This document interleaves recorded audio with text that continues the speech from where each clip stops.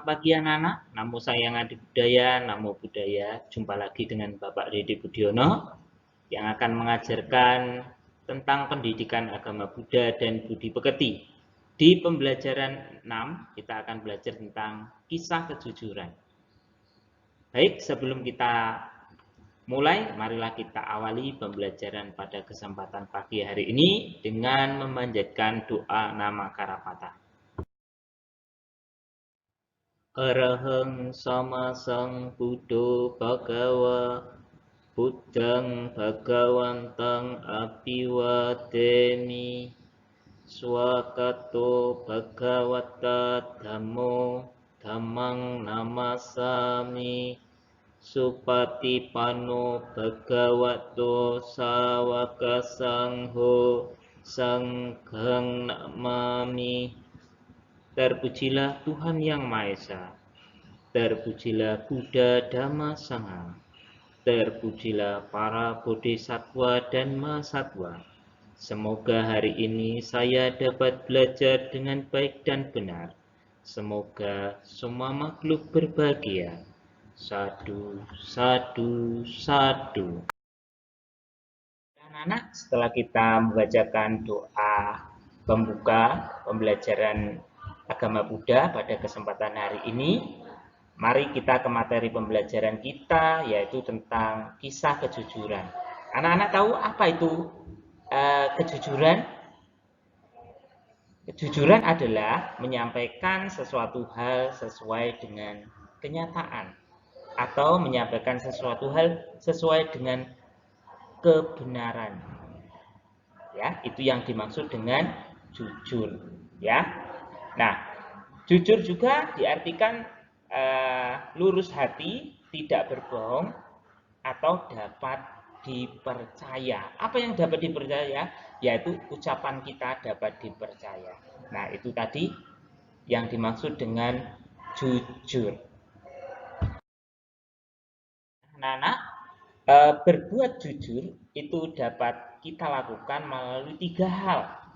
Apa saja 3 hal itu? Yang pertama adalah melalui pikiran, yang kedua melalui ucapan, dan yang ketiga melalui perbuatan. Kalau melalui pikiran apa Pak kira-kira? Yaitu berpikir untuk tidak berbohong, ya. Jadi kita sebelum kita keluarkan itu harus kita pikirkan terlebih dahulu apa yang akan kita lakukan. Jadi kita harus berpikir untuk tidak berbohong, ya. Yang kedua melalui ucapan. Apa Pak misalnya? Nah, misalnya berbicara dengan jujur atau berbicara dengan benar, ya, berbicara dengan benar. Ini jujur atau benar, ya, kalau melalui ucapan. Nah, kalau melalui perbuatan atau jasmani apa? Ya, misalnya mengembalikan barang yang kita pinjam. Dari mana barangnya? Bisa dari teman, dari sekolah, ya. Bisanya meminjam buku dari perpustakaan, ya. Jadi harus kita kembalikan ke tempatnya, ya. Ini, ya. Jadi anak-anak jujur tadi bisa kita lakukan melalui pikiran, ucapan, dan perbuatan. Berikutnya, di mana kita harus berkata jujur? Nah, ini ya.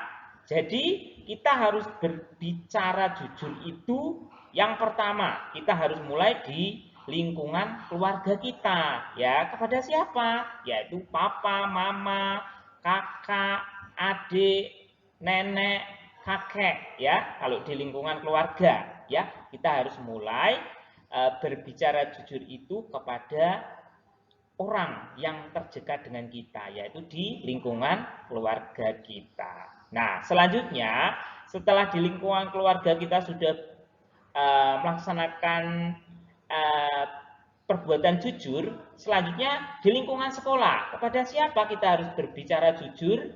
Nah, kalau di sekolah kita harus berbicara jujur kepada guru, ya, atau kepada bapak dan ibu guru. Selain itu kepada siapa? Yaitu kepada teman-teman kita, ya. atau kepada seluruh orang yang ada di lingkungan sekolah kita. Ya, ini kita berbicara jujur. Nah, yang berikutnya yaitu di masyarakat, ya, di lingkungan masyarakat. Ya, kita harus bicara jujur dengan lingkungan sekitar kita, lingkungan rumah kita, ya, di lingkungan masyarakat kita, ya. Nah, ini adalah salah satu hal yang harus kita laksanakan. Perilaku jujur itu, yaitu di lingkungan keluarga, sekolah, dan masyarakat. Baik. Nah, selanjutnya, apa syarat-syarat kata-kata itu jujur?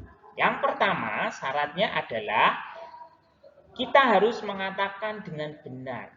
Ya, syarat-syaratnya, kata-kata itu jujur, kita harus mengatakan dengan benar, dengan sebenar-benarnya. Ya. Nah, yang berikutnya adalah disampaikan tepat pada waktunya, ya. Yang ketiga adalah ucapan itu bermanfaat. Bermanfaat bagi siapa? Bagi diri kita sendiri dan orang lain. Ya. Jadi, ketiga syarat ini harus kita miliki supaya kita ini memiliki perilaku yang jujur. Ya, syarat-syaratnya ada 3 hal. Ini harus kita miliki dan kita laksanakan dalam kehidupan sehari-hari.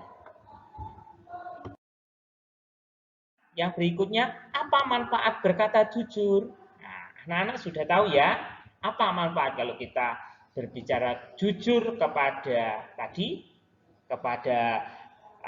orang tua kita, guru kita, atau orang yang ada di sekeliling kita. Manfaatnya apa? Yang pertama, ucapan kita akan dipercaya. Ya, jadi kalau orang yang berbicara jujur, itu ucapannya akan dipercaya oleh semua orang. Ya, kita akan dipercayai. Jadi ketika kita berbicara benar, nah maka kita akan dipercayai oleh orang. Ya, yang kedua, itu kita akan disukai. Disukai siapa? Yaitu disukai oleh semua orang, ya.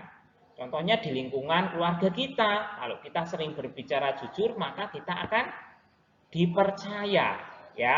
Di sekolah juga, ya, kita akan dipercaya, dan di lingkungan masyarakat kita akan dipercaya. Nah, yang berikutnya, kita akan memiliki banyak teman. Kalau orang yang berbicara jujur, dia akan memiliki banyak teman. Ya, di mana-mana dia akan memiliki banyak teman. Teman apa? Yang pasti adalah teman yang baik. Nah, selain memiliki banyak teman, yang berikutnya adalah hidup dengan tenang. Kalau dia jujur, pasti hidupnya tenang dan bahagia. Nah, selain hidupnya tenang dan bahagia, juga ia akan dijauhkan dari semua masalah, ya, dijauhkan dari semua masalah yang tidak baik. Nah, ini adalah manfaat dari kita berkata jujur. Ini, ya. Nah, tadi manfaatnya sudah kita mengerti, sekarang akibat. Akibat apa, Pak? Akibat dari berkata tidak jujur itu apa saja, ya? Nah, yang pertama, orang yang berkata tidak jujur, akibatnya adalah ucapannya tidak akan dipercaya. Kenapa tidak dipercaya? Karena ucapannya itu tidak benar, maka dia tidak dipercaya. Ya, selain itu tidak dipercaya, timbul perasaan takut jika ketahuan. Ya, timbul perasaan takut jika ketahuan apabila perbuatan yang tidak baik itu dapat diketahui oleh orang-orang yang di sekitarnya. Nah, jadi timbul perasaan takut kepada diri orang yang mau berbuat tidak jujur tadi. Nah, yang ketiga, itu akan dijauhi oleh teman-temannya. Ya. Nah, kalau tidak jujur, ya pasti dia akan dijauhi oleh teman-temannya. Dia tidak mau bermain dengan orang yang tidak jujur. Nah, selain dijauhi oleh teman-temannya, orang yang tidak jujur ini adalah hidupnya akan menderita. Ya, ini akibat dari berkata tidak jujur. Nah, jadi anak-anak kita harus mengembangkan perilaku yang jujur dalam kehidupan sehari-hari. Nah, jadi dari ini kita dapat memetik hikmahnya ya dari perbuatan jujur. Ya. Anak-anak, ini adalah salah satu akibat dari berbicara tidak jujur, ya. Ini dikisahkan seorang anak yang bernama Pinocchio, ya. Kenapa hidungnya Pinocchio ini menjadi panjang? Nah, akibat dia sering berbuat tidak baik atau suka berbohong. Akhirnya lama-kelamaan hidung Pinocchio ini menjadi panjang. Nah, untuk selanjutnya, mari kita bersama-sama mendengarkan cerita tentang mangkok emas yang menceritakan tentang pedagang yang tidak jujur dan pedagang jujur. Dikisahkan, pada zaman dahulu, Bodhisattva terlahir sebagai seorang pedagang. Ya, suatu ketika ada dua orang pedagang. Yang pertama adalah pedagang yang tamak. Dan yang kedua adalah pedagang yang jujur. Nah, suatu ketika tibalah mereka di suatu kota. Di kota itu terdapat sebuah keluarga miskin, anak-anak. Nah, di dalam keluarga itu tinggallah seorang nenek dan cucunya. Nah, dahulu kala mereka adalah keluarga yang sangat kaya. Kini mereka hidup berdua. Nah, mereka hanya memiliki sebuah mangkok. Mangkok itu terbuat dari emas, tetapi mereka tidak mengetahuinya. Nah, mangkok itu merupakan warisan keluarganya. Karena lama tidak dipakai, maka emasnya pun tertutup noda. Pada saat itu, datanglah pedagang pertama ini ke rumah sang nenek. Nah, ketika itu sang nenek menawarkan mangkok itu dijual. Nah, dengan harapan agar dapat membelikan perhiasan, ya, membelikan perhiasan untuk cucunya. Nah, ketika itu pedagang pertama ini memeriksa mangkoknya, ya, mangkok yang dimiliki oleh sang nenek itu. Ia pun tahu jika mangkoknya terbuat dari emas. Nah, karena pedagang pertama tadi memiliki sifat serakah dan tidak jujur, ia pun ingin mendapatkan mangkok tanpa membayarnya, anak-anak. Nah, pedagang pertama ini pura-pura melempar mangkok itu ke lantai.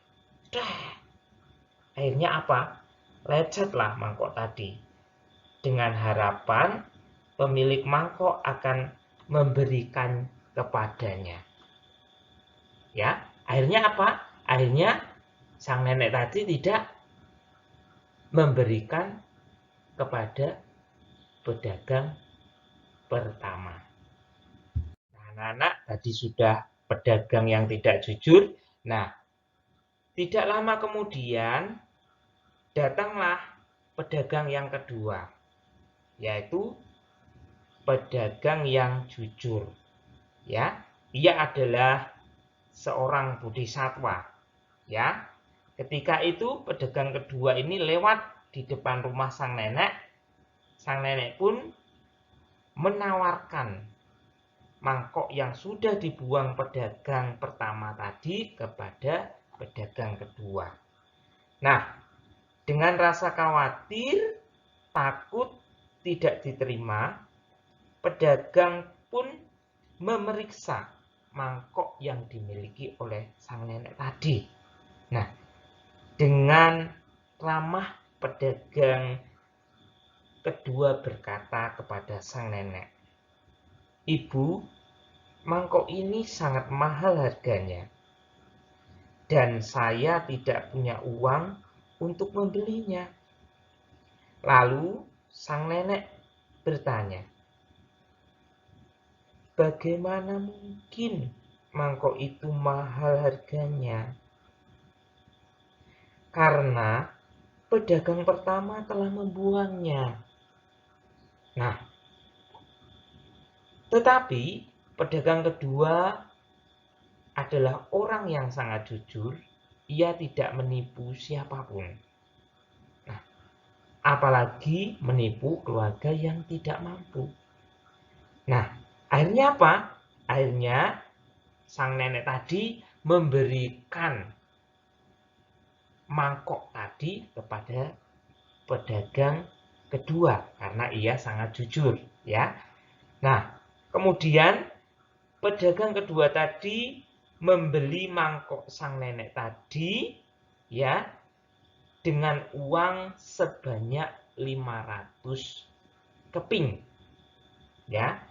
Nah, setelah memberikan 500 keping tadi, sang nenek pun merasa gembira. Kenapa dia gembira? Karena kini ia dapat membeli perhiasan, ya, perhiasan untuk cucunya, karena cucunya tadi memohon untuk diberikan perhiasan. Nah, anak-anak, ini yang harus kita contoh atau kita tauladani, yaitu pedagang yang kedua. Ia adalah pedagang yang sangat jujur dan baik. Nah, anak-anak, dari cerita di atas tadi kita bisa mengambil kesimpulan, ya, bahwa pedagang pertama tadi adalah tidak mendapatkan mangkok karena ia memiliki sifat serakah dan tidak jujur, ya, atau curang. Akhirnya apa? Akhirnya mangkok tadi tidak diberikan kepada pedagang pertama oleh sang nenek. Nah, sedangkan pedagang kedua adalah orang yang sangat jujur, ya. Ia membeli mangkok emas dengan uang 500 keping. Nah, akhirnya apa? Akhirnya sang nenek tadi memberikan kepada pedagang kedua karena pedagang kedua memiliki banyak berkah karena ia jujur dan tidak serakah. Nah, dari cerita ini kita bisa meneladani dari pedagang yang kedua tadi. Jadi kita harus jujur dalam berpikir, berucap maupun berbuat. Sehingga apa? Sehingga kita akan disenangi oleh semua orang, ya. Nah, sampai di sini penjelasan Bapak semoga dapat dipahami dan dimengerti oleh anak-anakku semuanya, ya. Sampai di sini. Mari kita semua bersikap anjali. Kita tutup pelajaran pada kesempatan hari ini dengan membacakan doa sesudah belajar. Terpujilah Tuhan Yang Maha Esa. Terpujilah Buddha, Dhamma Sangha. Terpujilah para bodhisattva dan mahasatwa. Terima kasih, hari ini saya telah belajar dengan baik.